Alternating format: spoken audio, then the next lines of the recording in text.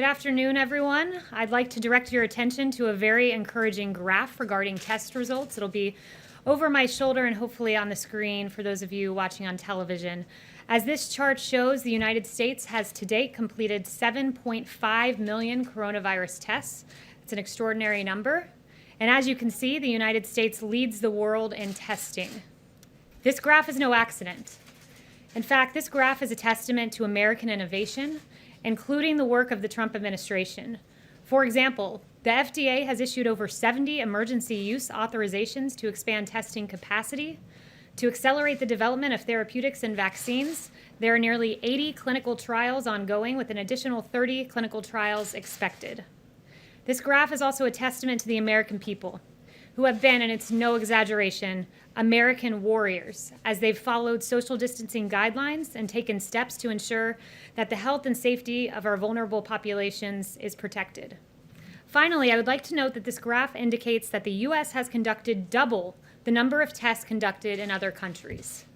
The U.S. is providing leadership during this crisis, not only leading the world in testing, but also taking steps to help allies around the world. Steps we are able to take only because of this country's incredible ingenuity and work ethic.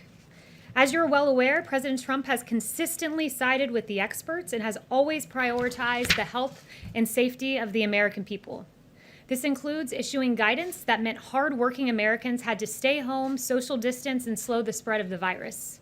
The hard work of Americans saved many lives, and we salute the great citizens of this country for your hard work.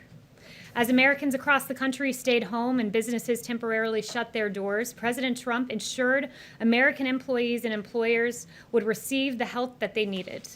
The Paycheck Protection Program provided forgivable loans to small business owners who kept their employees on payroll.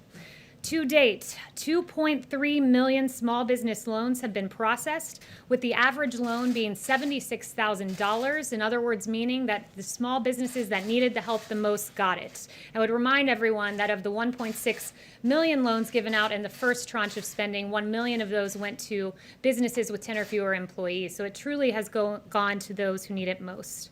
Joe Shamus is a small business owner. Joe, with his co-founder Brian Stortz, are two veteran special operators in the military who started Flags of Valor in 2015. It's a veteran-owned, veteran-run manufacturing company located not too far from here in Virginia. Flags of Valor builds wooden flags, among other products. They've employed over their years 65 veterans and have raised over $1 million for veteran charities. Flags of Valor is also proud to have 97,000 hours of American manufacturing labor under their belt. It's a lot of hours. At the start of this crisis, Joe had to furlough 4 of his employees, in addition to imposing a 50% pay cut. His employees were, of course, disappointed, but they were, quote, in his words, all in the fight against the coronavirus. Everything changed for Joe and his furloughed employees when he applied for the PPP loan. Just this week, he was approved for that PPP loan that enabled Flags of Valor to rehire its furloughed employees and to boost paychecks back to pre-coronavirus levels. PPP was a huge lifeline for us, Joe told me. He called it a lifesaver. This is a perfect example of why President Trump fought for additional PPP funding and will continue to fight for small businesses and American heroes like Joe. Joe is here with me today, and I'd like to invite him to come up.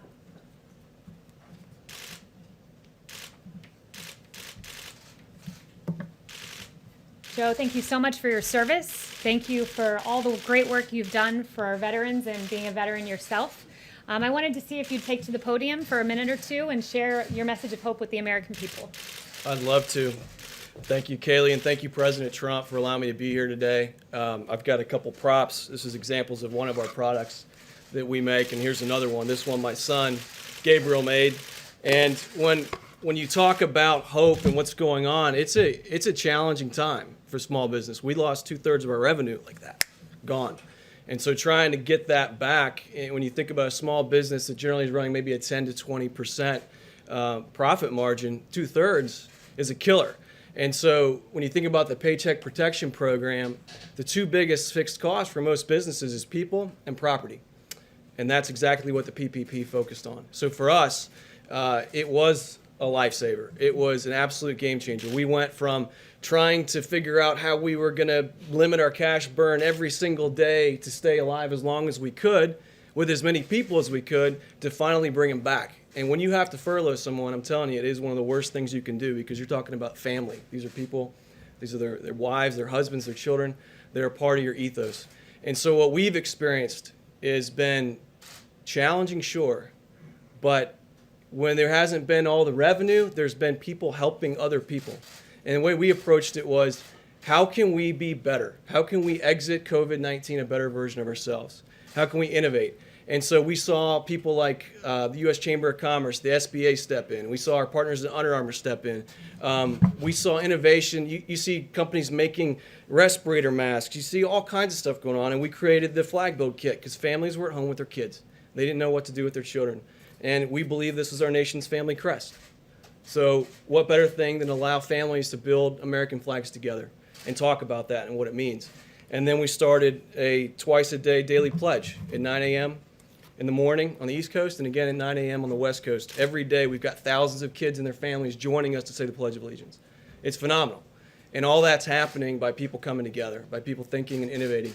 And I can't tell you enough how grateful we are to the U.S. government, the bipartisanship that took place to pass the Paycheck Protection Program. It was all hands on deck. It wasn't like, there was no script for this. And they built the parachute on the way down. And when you think about it, you want to talk about the Lakers got it or somebody else got it, think about the millions of businesses that are being benefited by this. And it's, I think, 47% of U.S. private sector employees are in small businesses. They work for small businesses. And so all the big businesses we love, they started as small businesses. And I hope to be a big business someday, but for now, I'm happy to be alive. I'm thankful for your support, and thank you, Kayleigh, for letting me be here. So join us at flagsofvalor.com. Thank you. Joe, if you want to take a seat with the reporters, you can ask me some questions. But. I'm happy right now. Joe, it's veterans like you that make our country great. It's small business owners like you that are going to bring this country back, and employees like the one we heard from last week, Michael Hoyt, the employee of Biddy and Bo's Coffee, that keep this country going. So thank you so much for the example you've set, and to the hardworking business owners across the country, and to the employees across this country who are working during this time. So thank you, Joe. Thank you for your service. As I said, PPP has changed lives across this country, and as President Trump has said, the American people are warriors, and we will fight together to defeat the invisible enemy. And with that, I'll take questions. Thanks, Kayleigh. Just to get back to this decision that was supposedly coming yesterday, whose idea was it initially to wind down the White House Coronavirus Task Force? Look, I would just refer you back to the president's comments. He's been asked this like 4 times today, I believe. He decided that coronavirus task force is here to stay. They've done great work. I've witnessed it. I'm in the coronavirus task force meetings, and they've gotten our country through this. There were supposed to be 2.2 million deaths, and we're at a point where we're far lower than that, and it's thanks to the great work of the task force and to the leadership of President Trump. But whose idea was it initially to wind it down? Again, I'm not going further. The president has answered this 4 times today. John? I just have a question about masks. I know there was some back and forth over the president wearing a mask yesterday. I don't want to ask about that, but the White House's view, what is the White House's message to the American people? Does the White House, does the president believe that people should be wearing masks as they try to get back to some semblance of their normal life? Well, as we put out, it's recommended, but that's the choice of the individual as to whether they wear a mask or not. The president yesterday, the CEO of Honeywell, said that there was no need, and so he followed that advice and that guidance. And I would just note on the note of masks, 70 million N95 masks have been distributed across the country. 25 million rather, are what's used in the average year for our healthcare workers. So the fact that in a few weeks we've distributed nearly 3 times what is used in a year is extraordinary, and that's not to mention the 120 million surgical masks and the many other supplies that this president has put forward. If I can just follow up, I'm sure you've seen in a number of polls, there's a huge difference between Democrats and Republicans over whether or not they think it's necessary to wear a mask in public. Do you have any sense as to why that would be? No sense as to why that would be. That's the choice of the American public. It's the choice of the individual as to whether to wear a mask or not. But again, I'd praise the extraordinary work of this administration in distributing those masks and ensuring healthcare providers get them. Yes. Kayleigh, we were just talking about masks. You said at Honeywell, the president was told by the folks at Honeywell, as was the team, that they didn't need to wear masks. The reason he was told that was because the people who would be interacting with him had all been tested and had been shown to be negative before that took place. I guess So the president had those circumstances. Obviously, he's the president. But why shouldn't all Americans who go back to work be able to get a test before they do to feel comfortable in their own work environment to be interacting with other individuals? Yeah, well, let's dismiss a myth about tests right now. If we tested every single American in this country at this moment, we'd have to retest them an hour later and then an hour later after that, because at any moment you could theoretically contract this virus. So the notion that everyone needs to be tested is just simply nonsensical. The people who need to be tested are vulnerable populations. That's why Dr. Birx has repeatedly emphasized we need to surge nursing homes with the testing, meat processing facilities. That's where the testing is needed. We have to be strategic with our testing, and we have done that so far. And again, if we want to talk about testing and the volume of testing, the fact that in South Korea, we always hear about South Korea and their tests. There are 11 tests per 1,000 here in the United States. That's 17 tests per 1,000. Our hotspots per capita are higher than other countries. We've conducted 2 times the number of tests of other countries around the world. We're at a very strong place in this country with testing, but rest assured we'll deploy it strategically, because that's what the American public expects of us. So just to follow up, to be clear, should people accept the risk that they could become ill if they go back to work? Look, each and every state has put into place, this is a governor-led effort, first of all. Let me emphasize that. The president has said that governors make the decisions as to how to move forward, and we encourage them to follow our phased approach. Each state has submitted to us a list of testing that they need in order to safely reopen. I was sitting in the meeting when Admiral Joie pulled out the list for several states and said, here's the testing you requested to open safely. Here's the testing I'm giving you to meet that need. It's pretty extraordinary, this wide-scale effort by the Trump administration to ensure states have what they need. So as states reopen, they'll do so safely, and they'll do so with the supplies of the Trump administration. What does it say that so many of those Francesca? states? What does it say that so many of those governors, those states, aren't following the guidelines that the president dictated from this podium? We encourage every single governor to follow the guidelines that we've put forward to a phased reopening approach. We have this beautiful concept called federalism, which means that the states lead on this, and that's what we're doing. It's a governor-led decision, but we encourage everyone to follow the expert written guidelines that we've put forward. Francesca? I do have a question about reopening, but first, some of the areas that have been hardest hit by coronavirus have been urban areas. What is the White House doing, or is there any targeted effort to help stop the spread in minority communities?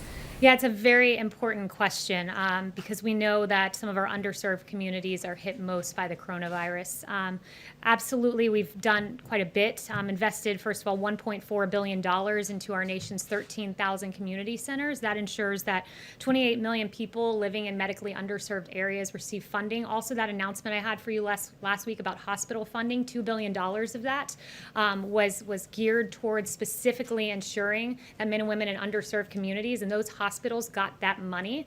And I would also note just that the president has directed Secretary Ben Carson to focus the White House Opportunity and Revitalization Council on underserved communities. So very important. This is a community that's been very hard hit, and rest assured we are laser focused on making sure that these communities are assisted. Can I ask about reopening as well? Sure. Okay, so the task force has put out phased guidelines for states to reopen and individual guidelines, but it hasn't said very much about businesses specifically. Does it plan to put out any detailed guidelines for businesses like retailers and restaurants to reopen? Well, in the phased approach, there are some recommendations for how, for instance, restaurants should reopen and the distancing that's required. And as you go through the phases, that distancing is shrunk, and there are other mechanisms that are outlined for restaurants and movie theaters and sporting venues. So I would argue that our phased approach does take that into account. And each and every state, by the way, the governor is welcome to reach out to us. We're constantly communicating with the governors. And when I say we, the administration, meaning Dr. Birx and others. So we are happy to consult with regard to specifics. Really detailed. Some other outside organizations have put very detailed step-by-step. Here's what you should do. You should require masks. You should require them to sit this far apart. You should only have half of it open in phases. Anything like that? We've put together a phased approach. Many of those guidelines are within. We've consulted individually with states, but as I said, it's a governor-led effort. It's a state-led effort in which the federal government will consult, and we do so each and every day. So Yes? you've used the phrase warriors to describe everyday Americans. The president's using that phrase as well. What's the thinking behind using that description? And is that basically asking Americans to put themselves in harm's way harm's way like warriors do. Not in the slightest. It's actually the opposite. The president's been clear that at this moment, we're at a wartime moment where we're fighting the invisible enemy, and by that I mean COVID-19.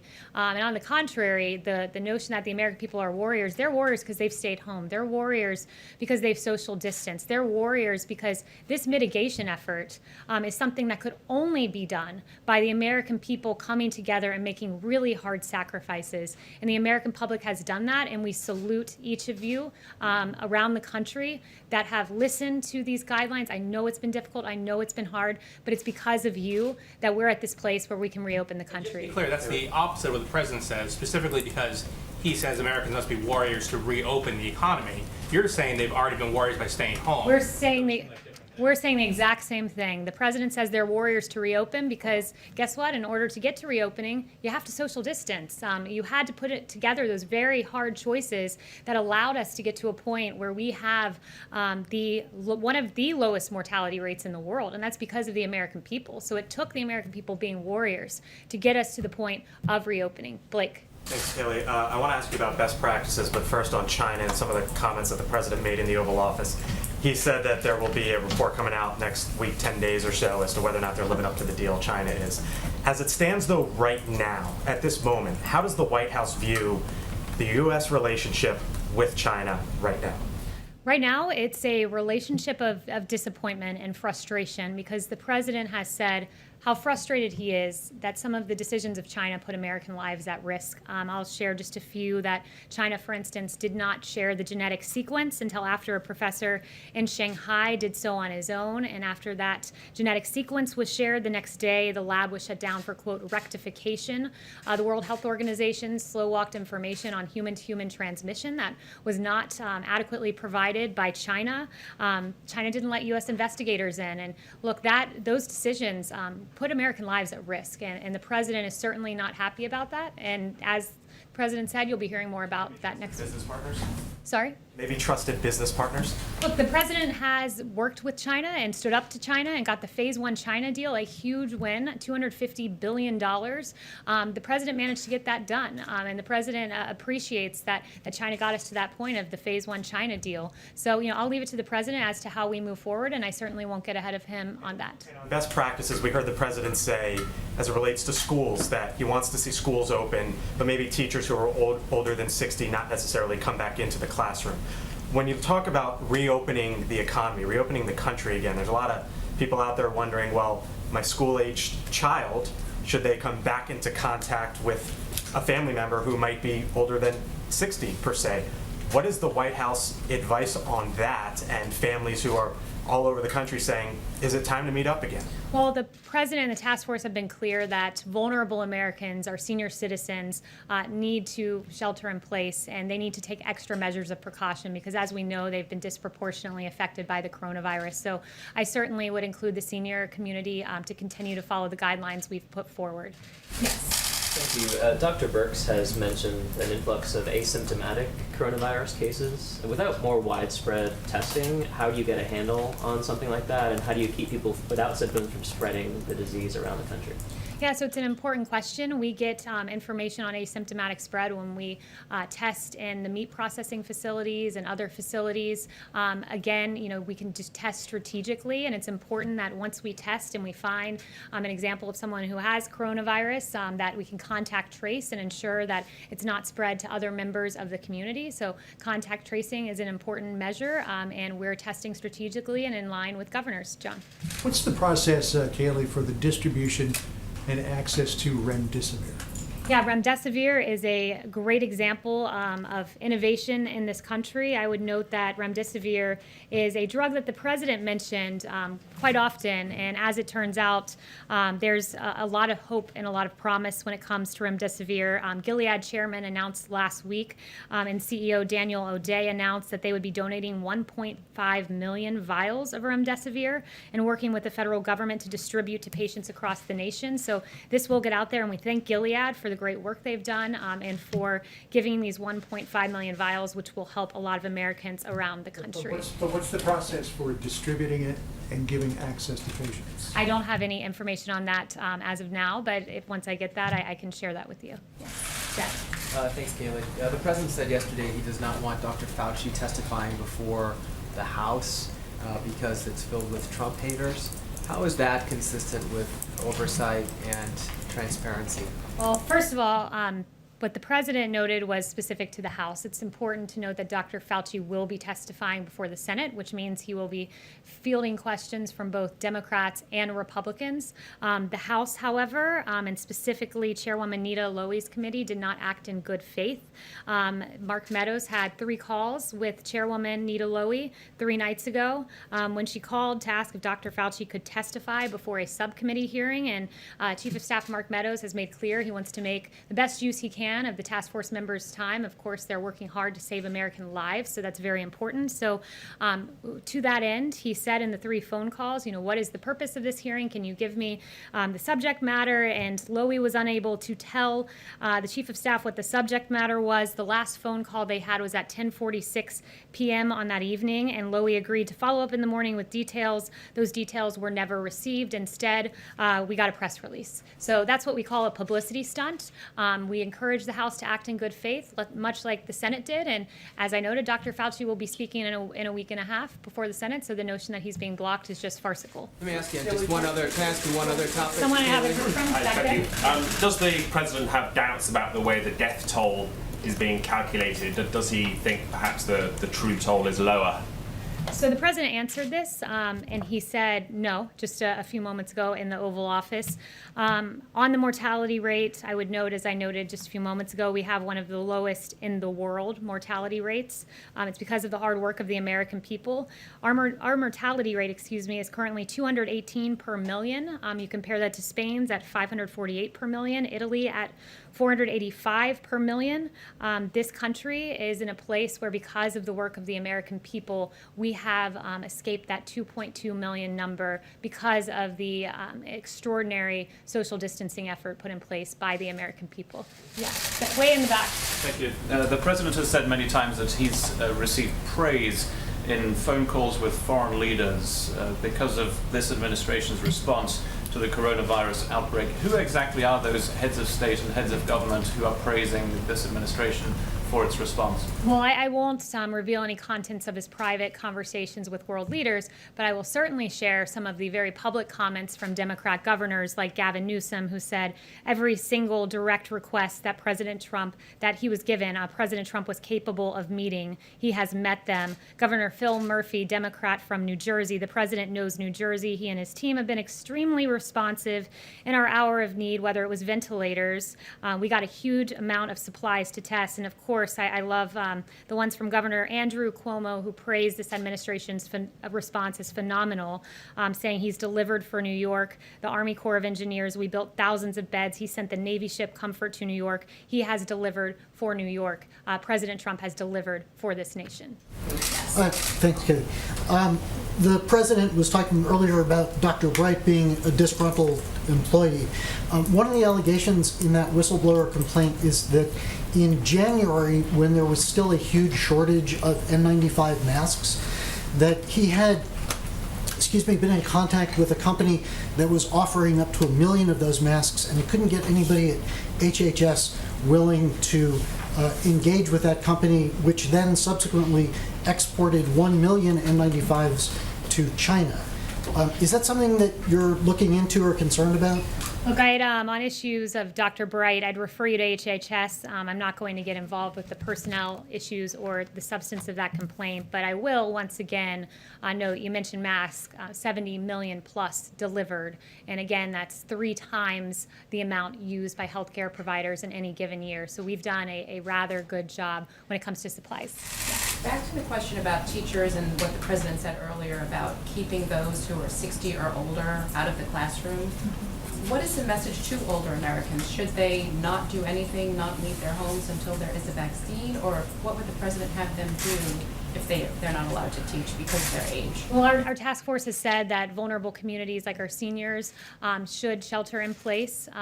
That being said, we encourage every American, if you have a symptom that is pressing, that you need to go to your doctor. I've been disturbed to read many quotes from doctors, stories of people who are staying home with chest pain and don't go to the hospital when they could be on the verge of having a heart attack, who are missing important appointments like mammograms, screenings like colonoscopies. It's important that we as Americans continue to go to our doctors to get medically necessary procedures, and when we have symptoms that need to be addressing, like chest pain, that you do go to your doctor. So if seniors need to go to their doctors, make sure to call your healthcare provider, go see your healthcare provider, go to the hospital should you have a symptom like that.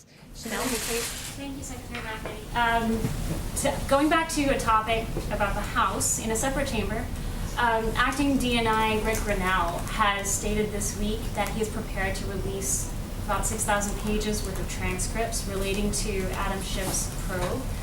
Can you confirm whether or not the executive branch is conducting any kind of investigation into House members for potentials of wrongdoing, or is that something you can comment on yet? Yeah, I don't have any information on that subject matter. That's the first time hearing of that. If I can just go back to Jeff's question about Dr. Fauci and then the president's statement that there are too many Trump haters in the House. I mean, does the White House really believe that you can decide to have officials testify in the Republican-controlled Senate but not testify in the Democratic-controlled House? Doesn't the House have legitimate oversight and a legitimate really responsibility, not just the authority, but responsibility to have somebody like Anthony Fauci testify? Will Dr. Fauci be questioned by Democrats in that Senate hearing? Yes, he will be. So why? But are you saying that so the Senate's fine, the House has no role in oversight? The House needs to act in good faith. We don't have time in the middle of a pandemic for publicity stunts. It's not the time for that.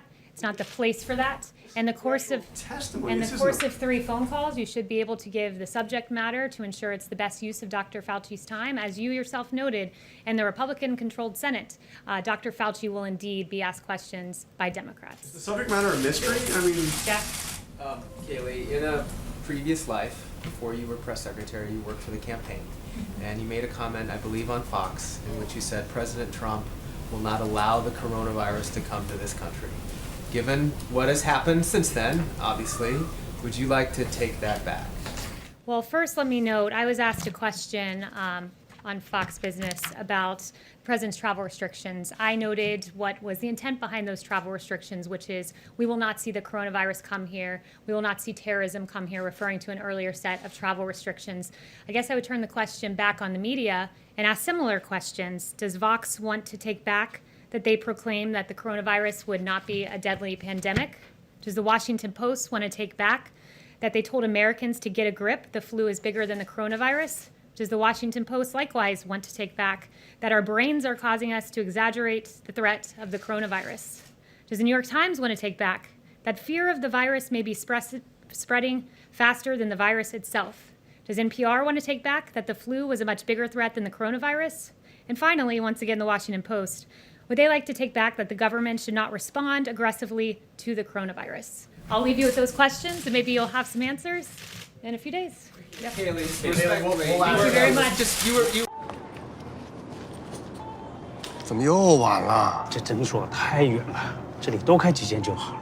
政府里需要有我们的人，需求才会被听到。哎，你这……哎，你们两个都对，可光说有什么用呢？填好2020年的人口普查，就可以协助公共资金的分配，比如地方医疗、更多的政府席位。想要给自己发声啊，赶紧上网填，打电话也行。请上2020census.gov 完成普查。